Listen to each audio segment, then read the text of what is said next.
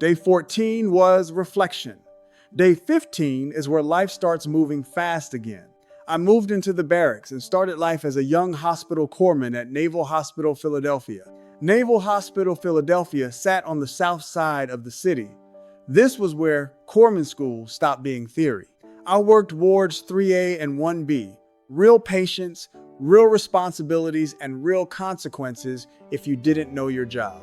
And shortly after moving into the barracks, I met wife number 2. Yesterday I said, that's all I got to say about that. Well, today is the next day, and I have to give Philadelphia its proper respect. Philly, the city of brotherly love. It wasn't just where I worked. It became part of my life. Philly had its own personality, history, and definitely its own food. And that's where we need to talk about one of the most important subjects in this series, the cheesesteak, my favorite sandwich. After working in the hospital, living in the barracks, there was something beautifully uncomplicated about it. No relationship counseling, no Navy instruction, no Muhammad Ali warning, just give me my cheesesteak. While my future ex-wife was pregnant, somehow I was the one gaining all the weight. In high school, I weighed 163 pounds.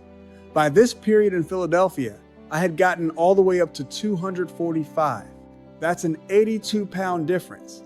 Apparently, I took the whole idea of a sympathetic pregnancy too seriously. Anybody who has lived in military barracks knows that home can be a generous word.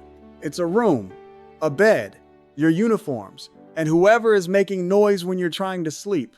For a young sailor, it can also become headquarters for every questionable decision you're about to make in your 20s. My father-in-law was Brother Munir Hamid, president of the Philadelphia Jamaat. To me, he was a legend.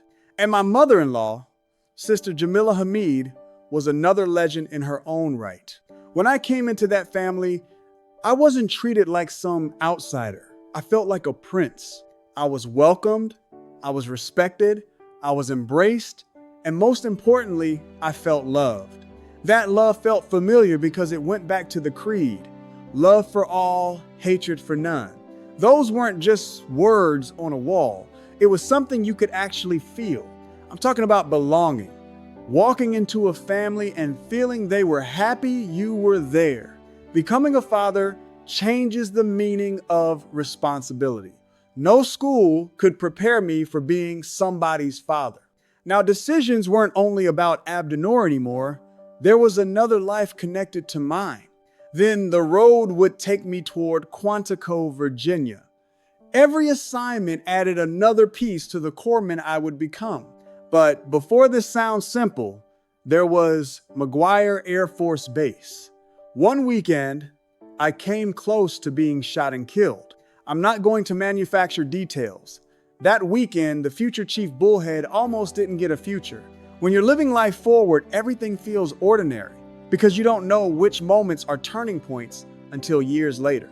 Responsibility doesn't wait until you feel ready. The patient doesn't care that you're nervous. Your child doesn't care if you're figuring it out. Life doesn't stop and hand you an instruction manual.